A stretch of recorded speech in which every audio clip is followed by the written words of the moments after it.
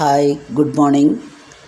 त्वमेव माता च पिता त्वमेव त्वमेव बन्धुश्च सखा त्वमेव त्वमेव विद्या द्रविणं त्वमेव त्वमेव सर्वं मम देवदेव. ശ്രീമദ് ഭഗവത്ഗീത 4-ാം അധ്യായം തുടങ്ങുകയാണ്. ജ്ഞാന കർമ്മ സന്യാസ യോഗം. കഴിഞ്ഞ അധ്യായത്തിലെ കർമ്മയോഗത്തിൻ്റെ തത്വങ്ങളാണ് അർജുനന് ഭഗവാൻ ഉപദേശിച്ചു കൊടുത്തത്. ഈ അധ്യായത്തിലെ ജ്ഞാനമാർഗ്ഗമാണ് ഉപദേശിച്ചു കൊടുക്കുന്നത്. ലൗകികനായി ജീവിക്കുന്നതിൻ്റെ ഒപ്പം തന്നെ നമുക്ക് എങ്ങനെ ജ്ഞാനം കൈവരിക്കാം എന്നുള്ളതാണ് പ്രതിപാദിക്കുന്നത്. അപ്പോൾ ആദ്യം തന്നെ പറയുകയാണ്, ഇത് ഞാൻ കർമ്മയോഗം എന്ന് പറയണത് ഞാൻ പുതുതായിട്ട് ചമച്ചൊരു കാര്യമല്ല അർജുന. ഇത് പണ്ടുകാലം മുതൽക്കേ പ്രതിപാദിക്കപ്പെട്ട ഒരു സത്യമാണ്, പുതിയ കാര്യമൊന്നുമല്ല. അതുകൊണ്ട് ഇനി ഞാൻ പറയുന്നത് നീ ശ്രദ്ധിച്ച് കേൾക്കൂ. കാരണം കർമ്മയോഗ അനുഷ്ഠാനം കൊണ്ട് നമ്മളുടെ ബുദ്ധി ഉയർന്ന തലത്തിലേക്ക് എത്തുന്നു. അവിടുന്ന് ആത്മതത്വം കൈവരിക്കാൻ സാധിക്കുന്നു. അപ്പോൾ ധ്യാനം കൂടെ ഉണ്ടെങ്കിൽ, ധ്യാന സാധനയും കൂടെ ഉണ്ടെങ്കിൽ നമ്മൾ പരമാനന്ദം ലഭിക്കുന്ന ഒരു തലത്തിലേക്ക് എത്തും. അതുകൊണ്ട് ജ്ഞാനമാർഗം ഞാൻ നിനക്ക് ഉപദേശിക്കാം. ശ്രീ ഭഗവാൻ ഉവാച. ആദ്യത്തെ ശ്ലോകം. ഇമം വിവസ്വതേ യോഗം പ്രോക്തവാനഹമവ്യയം വിവസ്വാൻ മനവേ പ്രാഹ മനുരിക്ഷാകുവേ അബ്രവീത്. മലയാളം. ആ കർമ്മയോഗമോദി ഞാൻ ആദിത്യൻ തന്നോടെന്ന് അന്നയെ ആദിത്യൻ മനുവിനോടോദി മനു ഇക്ഷാകുരാജനും. അവ്യയം ഇമം യോഗം, ഒരിക്കലും നശിക്കാത്ത നാശരഹിതമായ ഈ യോഗത്തെ അഹം വിവസ്വതേ പ്രോക്തവാൻ, ഞാൻ പണ്ടേ സൂര്യൻ ഉപദേശിച്ചു കൊടുത്തിട്ടുണ്ട്. വിവസ്വാൻ മനവേ പ്രാഹ, സൂര്യനത് മനുവിന് ഉപദേശിച്ചു കൊടുത്തിട്ടുണ്ട്, തൻ്റെ പുത്രനായ മനുവിന് ഉപദേശിച്ചിട്ടുണ്ട്. മനു ഇക്ഷ്വാകവേ അബ്രവീത്, മനു തൻ്റെ പുത്രനായിട്ടുള്ള ഇക്ഷ്വാകു രാജാവിനും ഉപദേശിച്ചിട്ടുണ്ട്. പണ്ട് കാലം മുതൽക്കേ ഇതുണ്ട് എന്നുള്ളത് പറഞ്ഞു കൊടുക്കുകയാണ്. പല പല മഹാന്മാർക്കും ഞാനിത് ഇതിനു മുന്നേ തന്നെ ഉപദേശിച്ചു കൊടുത്തിട്ടുണ്ട്. പിന്നീട് അതിന് നാശം സംഭവിക്കുകയാണ് ഉണ്ടായത്. അപ്പോൾ വീണ്ടും അതിന് ശേഷം, സൂര്യന് ശേഷം ഞാനിപ്പം നിനക്കാണ് ഉപദേശിക്കാൻ പോകുന്നത്. അപ്പോൾ പാരമ്പര്യമായിട്ട് കിട്ടിയിട്ടുള്ളതാണ്. അങ്ങനെ ഒരാളിൽ നിന്ന് ഒരാളിലേക്ക്, ഒരാളിൽ നിന്ന് ഒരാളിലേക്ക്, അങ്ങനെ കുറേ തലമുറകൾ കൈമാറി. പക്ഷേ എന്താ വെച്ചാൽ എല്ലാവരും അത് അനുസരിച്ച് അങ്ങോട്ട് ജീവിക്കാൻ പ്രാപ്തരായില്ല. ഋഷിതുല്യന്മാരായിട്ടുള്ള എത്രയോ രാജാക്കന്മാർ ഇത് തുടർന്ന് വന്നു. പിന്നീട് വന്ന രാജാക്കന്മാർ എത്തിയപ്പോഴേക്കും അതിൻ്റെ പ്രഭയ്ക്ക് കുറച്ച് മങ്ങലേറ്റു. അങ്ങനെ അത് നിന്ന് പോവുകയാണ് ഉണ്ടായത്. അത് ഒന്നും കൂടെ ഓർപ്പിക്കുകയാണ്. കാരണം പ്രപഞ്ച സൃഷ്ടി തുടങ്ങിയത് സൂര്യനിൽ നിന്നാണല്ലോ. അപ്പോൾ ഏറ്റവും ആദ്യം ഉണ്ടായത്, എല്ലാറ്റിൻ്റെയും പ്രഭവസ്ഥാനം എന്ന് പറയുന്നത് സൂര്യനാണ്. അതാണ് ആദ്യമായിട്ട് സൃഷ്ടിക്കപ്പെട്ടത് എന്നാണ് വിശ്വാസം. അപ്പം തന്നെ ആത്മജ്ഞാനം ലോകത്തിന് എത്തിയിട്ടുണ്ട് എന്ന്. ഇതിപ്പോൾ കഴിഞ്ഞ കുറച്ച് നേരമായിട്ട് ഞാൻ നിനക്ക് ഉപദേശിക്കുന്നതല്ല, ആദ്യം തന്നെ നിലനിൽക്കുന്നതാണ് ഈ കാര്യങ്ങൾ. ഞാൻ ഒന്നും കൂടെ പറഞ്ഞു തരാം അർജുന. 2-ാമത്തെ ശ്ലോകം. ഏവം പരമ്പരാ പ്രാപ്തമിമം രാജർഷയോ വിദു സ കാലേനേഹ മഹദാ യോഗോ നഷ്ടപരന്തപ. പാരമ്പര്യ വഴിക്കല്ല രാജർഷികളറിഞ്ഞിതു, കാലക്രമത്തിൽ ഈ യോഗം നീളവേ നഷ്ടമായതു. ഹേ പരന്തപ, ഹേ അർജുന, ഏവം പരമ്പരാ പ്രാപ്തം ഇമം രാജർഷയഃ വിദുഹു, പാരമ്പര്യമായിട്ട് ഇങ്ങനെ തുടർന്ന് വന്നിരുന്ന ഈ യോഗത്തെ രാജർഷികളും അറിഞ്ഞു. സഹയോഗഃ മഹദ കാലേന ഇഹ നഷ്ടഃ, ആ യോഗം ദീർഘകാലം കൊണ്ട്, കുറേ കാലം കഴിഞ്ഞപ്പോൾ അവിടെ നഷ്ടപ്പെട്ടു. അപ്പോൾ രാജർഷിമാരിൽ നിന്ന് ധാരാളം ജ്ഞാനികളായിട്ടുള്ള ഋഷിതുല്യന്മാരായിട്ടുള്ള രാജാക്കന്മാരുണ്ടായിരുന്നു. അവരെല്ലാം ഇത് പിന്തുടർന്ന് വന്നവരാണ്, ഈ ഉപദേശം പിന്തുടർന്ന് വന്നവരാണ്. കാര്യം സൂര്യദേവനിൽ നിന്ന് ഇങ്ങനെ പാരമ്പര്യമായിട്ട് ഓരോ രാജാക്കന്മാർക്ക് കിട്ടി അങ്ങനെ അവരെല്ലാം നല്ല നിലയ്ക്ക് ജീവിച്ചു വന്നിരുന്നതാണ്. അവർ എല്ലാവരും മറ്റുള്ളവർക്ക് ഉപദേശിക്കുകയും ചെയ്തു. പക്ഷേ അവിടെ കുറച്ച് ഏതൊക്കെയോ രാജാക്കന്മാർ വന്നു കഴിഞ്ഞപ്പം കുറച്ച് അതിന് മങ്ങലേറ്റു. കാരണം അത്ര തന്നെ അതിനുള്ള ഒരു വ്യാപനം ഉണ്ടായില്ല. ജനങ്ങളാണെങ്കിൽ എപ്പോഴും അധർമ്മം മാത്രം ചെയ്യുന്നവരാണല്ലോ. അപ്പോൾ അങ്ങനെയുള്ളവരെ ഉപദേശിച്ച് നേർവഴിക്ക് കൊണ്ടുവരാൻ ഒരു നല്ലൊരു മഹാത്മാവ് തന്നെ വേണം.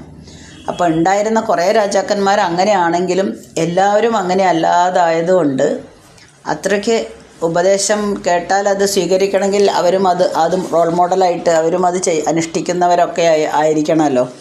അപ്പോൾ ചില ആൾക്കാർക്ക് നമ്മൾക്ക് വിവരണം ശരിയായില്ലെങ്കിൽ അപ്പോൾ ഇയാളെന്താ പറയുന്നത് എന്ന് തോന്നും. അങ്ങനെ ഒരു കാലഘട്ടം വന്നിട്ടായിരിക്കാം ഇത് നിന്നുപോയി. അപ്പോൾ ഇപ്പോൾ വീണ്ടും ഇത് ഉയർത്തെഴുന്നേൽക്കേണ്ട സമയമായി. അതുകൊണ്ട് ഭഗവാൻ വീണ്ടും പറയുകയാണ് 3-ാമത്തെ ശ്ലോകത്തിൽ,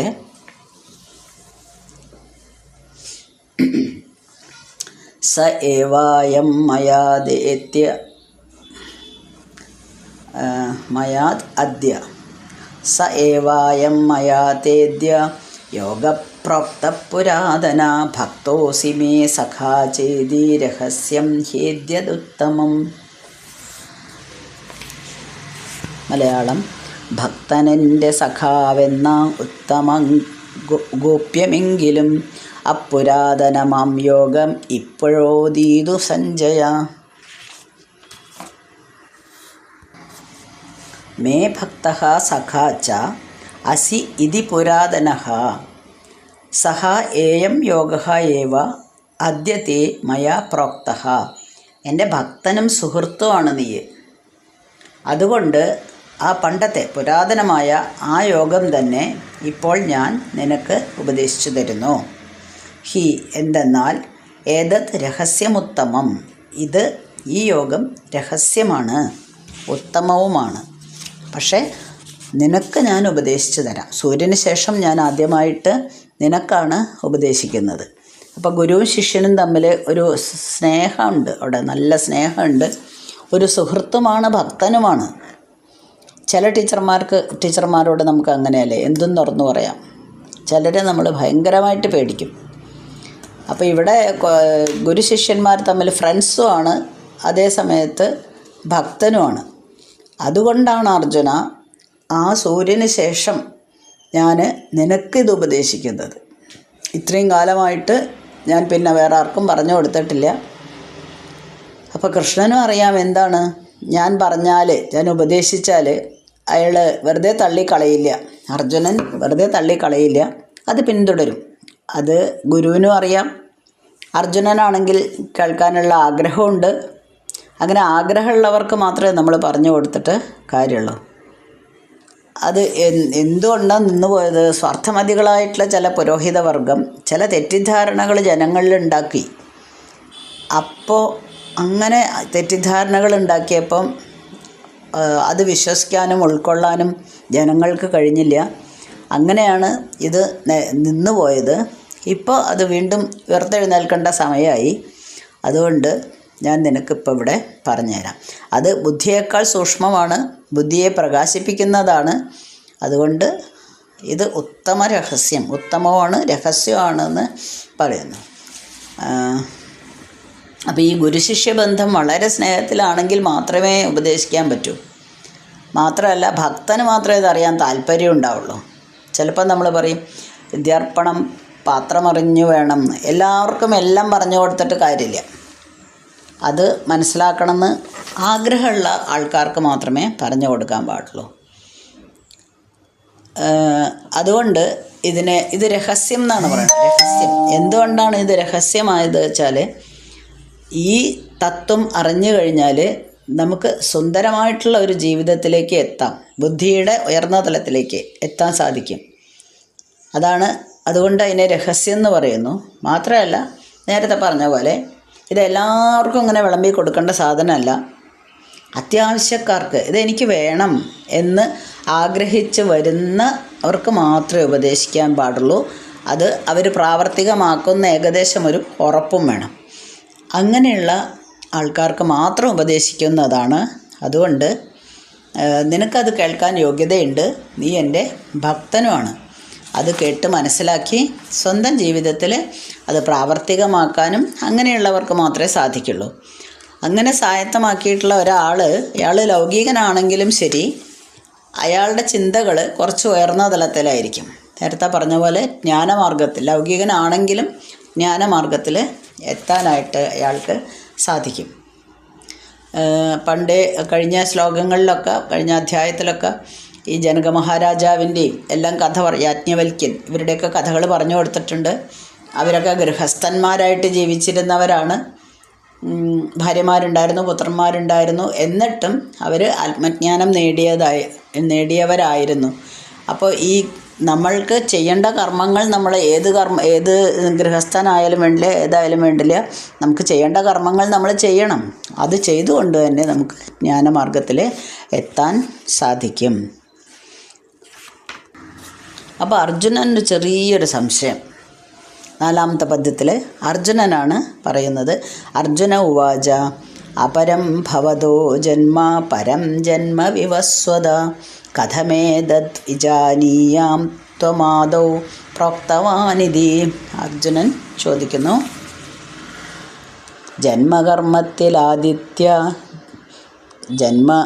കർമ്മമല്ലോ പുരാതനം, അതോ ഇമ്മട്ടില ഭവതഃ ജന്മ അപരം, അങ്ങയുടെ ജന്മം ഇപ്പോഴല്ലേ ഉണ്ടായത്. വിവസ്വതഃ ജന്മ പരം, സൂര്യൻ്റെ ജന്മമാവട്ടെ അത് അതിപുരാതനമാണല്ലോ, പരം അത്രയോ പണ്ടാണ്. ത്വം ആദൗ ഏതത് പ്രോക്തവാൻ ഇതി കഥം വിജാനീയാം. അപ്പോൾ ഇപ്പോൾ ഉള്ള നിങ്ങൾ, അതായത് ഇപ്പോൾ ഉള്ള ശ്രീകൃഷ്ണൻ ഭഗവാൻ അങ്ങ് എങ്ങനെയാണ് പണ്ടുകാലത്ത് ഉണ്ടായിരുന്ന സൂര്യന് ഇത് ഉപദേശിച്ചു എന്ന് പറയണത്? അത് എനിക്ക് മനസ്സിലാക്കാൻ കുറച്ച് ബുദ്ധിമുട്ടുണ്ടല്ലോ. അതായത് വീണ്ടും സംശയം തുടങ്ങുകയാണ്. അതെങ്ങനെ ശരിയാവുക അല്ലേ? ശരിയല്ലേ പറയുന്നത്? ഇപ്പം ഈ ദ്വാപരയുഗത്തിൽ ജീവിക്കുന്ന ഭഗവാൻ എത്രയോ പണ്ട് നിലനിൽക്കുന്ന, കാലാകാലങ്ങളോളം നിലനിൽക്കുന്നതാണ് സൂര്യൻ എന്ന് പറയണത്. അത്രയും മുന്നേ ഉണ്ടായിരുന്ന സൂര്യൻ ഇത് ഉപദേശിച്ചു എന്ന് പറയുമ്പം വിശ്വസിക്കാൻ അങ്ങനെ പറയാൻ കാരണം എന്താ വെച്ചാൽ അത്രയും അവർ തമ്മിലുള്ള ഫ്രണ്ട്ഷിപ്പാണ്. അതായത് സൗഹൃദ ബന്ധം കൊണ്ടാണ് അങ്ങനെയൊക്കെ ഫ്രീഡത്തിൽ ചോദിക്കാൻ പറ്റുന്നത്. അർജുനൻ പറയുന്നത്, ഇപ്പോൾ ദേവകിയുടെ പുത്രനാണ് കൃഷ്ണൻ. അപ്പം എനിക്ക് അങ്ങെന്ന് പറയുന്നുണ്ട് കുറച്ചൊരു ഏട്ടൻ സ്ഥാനാണ് അല്ലേ, കുറച്ച് മുതിർന്നത്, എൻ്റെ കാലഘട്ടത്തിൽ തന്നെ ജീവിച്ചിട്ടുള്ള കുറച്ച് മുതിർന്ന ഒരു ആളാണ്. അപ്പോൾ അങ്ങ് ഇങ്ങനെ സൂര്യൻ ഉപദേശിച്ചു എന്ന് പറയണത് എങ്ങനെയാണ് ഞാനിപ്പോൾ വിശ്വസിക്കുക? ചോദിക്കുകയാണ്. അത് വിശ്വസിക്കാൻ കുറച്ച് പ്രയാസമല്ലേ? അതിന് ഉത്തരമായിട്ട് ഭഗവാൻ വീണ്ടും പറഞ്ഞു കൊടുക്കുകയാണ്, എന്താണ് ഞാൻ എന്നുള്ളത് വെളിവാക്കി കൊടുക്കുകയാണ്. അതായത് ഞാൻ പണ്ട് കാലം മുതൽക്കേ, ഞാൻ എന്ന് പറഞ്ഞാൽ സർവജ്ഞമാണല്ലോ, അപ്പോൾ സർവസ്വവും ഞാൻ തന്നെയാണ്. ഇത് ഭഗവാൻ ഒന്നും കൂടെ അർജുനന് ഉറപ്പിച്ചു കൊടുക്കുന്നതാണ് 5ാമത്തെ ശ്ലോകത്തിൽ നമ്മൾ കാണുന്നത്. അപ്പോൾ ആ ശ്ലോകം അടുത്ത ദിവസം വായിക്കാം. ഇപ്പോൾ തൽക്കാലം അർജുനൻ സംശയത്തിൽ ഇങ്ങനെ കൺഫ്യൂഷനായിട്ട് നിൽക്കട്ടെ. ഇതിപ്പോൾ എങ്ങനെ ശരിയാവുക? സൂര്യൻ ഉപദേശിച്ചു എന്നോ? അത് ശരിയാവാൻ യാതൊരു ചാൻസും ഇല്ല. ആ സങ്കടത്തിൽ ഇങ്ങനെ നിൽക്കട്ടെ. ഓക്കെ. അസ്മിൻ പരാത്മന്നനുപാത്മകൽപേ ത്വമിദ്ധമുദ്ധാപിത പത്മയോനി അനന്തഭൂമാമരോഗരാശിം നിരുന്ധിവാദാലയ വാസവിഷ്ണു.